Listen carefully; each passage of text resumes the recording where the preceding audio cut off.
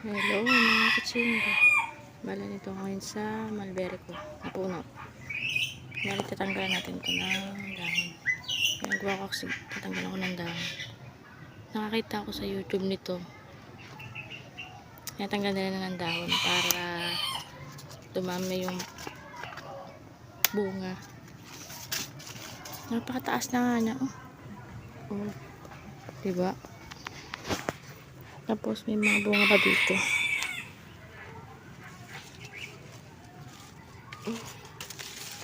Ito.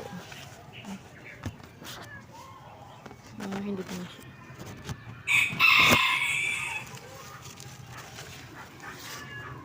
Hindi lang ako nakaabot ng hinog nito kasi lagi na nalaglag. Kaya nahingi yung pinsan ko kaya ay kukuha natin. Sabi niya kahit pula daw okay na. Yan. Kuha ko siya. Para matikman nila. Ang kasarap itong mulberry na to. Yan. Okay na to. Kasi meron pa naman to sa babang hinog na dalawa.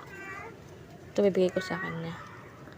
Bihira lang ako makaabot ng bunga nito. Kasi laging kinakain ng ibon.